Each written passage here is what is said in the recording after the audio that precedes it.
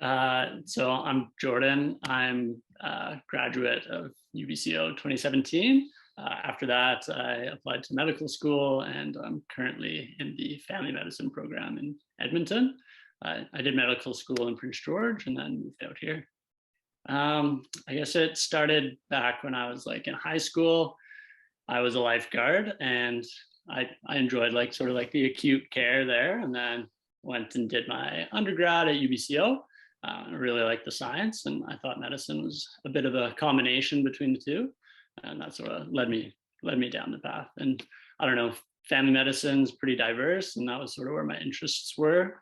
At UBCO, I did chemistry and biochemistry, so I don't know.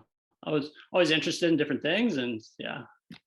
When I was at UBCO, I really liked the analytical classes I did. I think my professor was Dr. Zamberg, and he had a really good PhD student.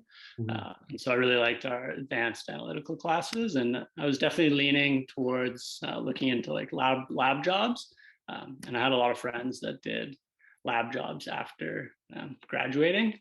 It was right at the time, 2017, when marijuana was first legalized. And so it seemed like about half my class went into analytical for sort of all the marijuana pop-ups in the area. So I almost got roped into that. The other program I was sort of looking into was the clinical chemistry program. So the clinical chemistry program is, I think it's a 4-year degree after getting your PhD. And so it's a pretty like long pathway as well. But it seems like a super cool job. I was able to work on a project with some clinical chemists, and so these were the guys. And it sort of blends like medicine and chemistry, I thought, pretty well. So these are the people that actually like do all the labs that all the doctors use like every day. Like it was a cool project. We published a case report on it.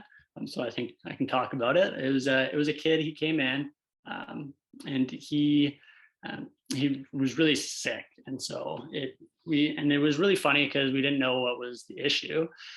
He had really high calcium, and so we're like, weird. Like, why does this guy have like such a high calcium? And it was turned out to be like vitamin D poisoning.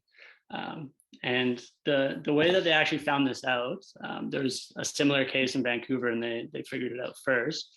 But they actually took the supplement that this kid was taking. So he was taking a creatine powder, or what he thought was creatine powder. And so they sent the creatine sample to a lab in Vancouver, and they did mass spec on it.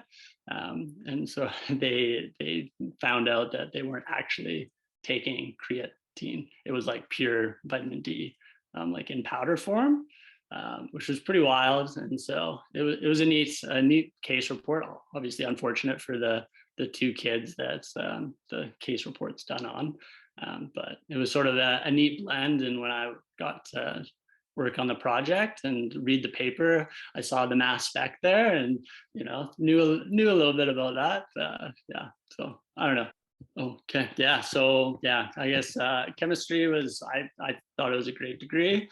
So I did biochemistry and chemistry majors, and yeah, obviously you learn how to study when you're in a tough program, and I think that can take you a far way. So if you know what it takes to do well in those classes, you can sort of, if you can get a good grade in Kevin Smith's inorganic chemistry class, you can just about do anything.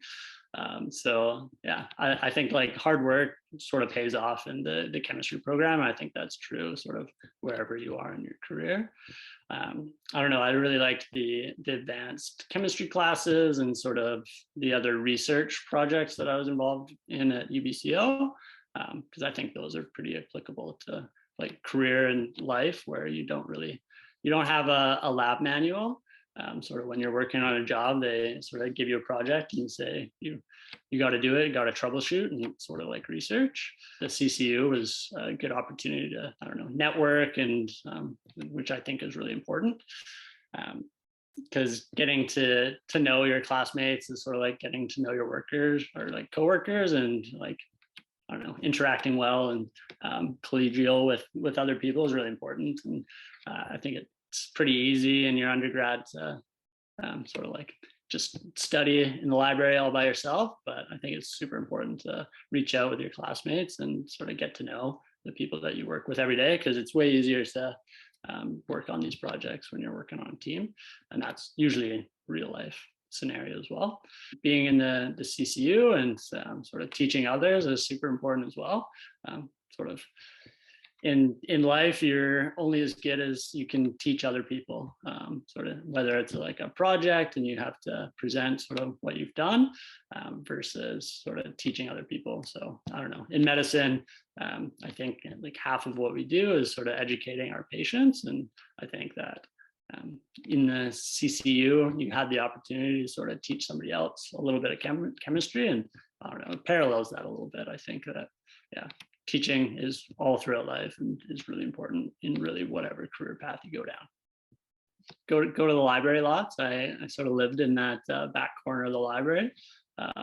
And that's sort of how I got through the undergrad program. But yeah, reach out to your classmates. I think that chemistry is sort of one of those unique programs where you have those big lab reports, and sort of being able to troubleshoot those with your friends is super important. And yeah, try to get involved in research. I thought that was pretty huge, because yeah, the research lab definitely reflects sort of more real life, sort of troubleshooting your problems as you go, and sort of learning that writing side is also pretty important, as I think that whatever you do in your career, you'll be writing some sort of piece of information and presenting it.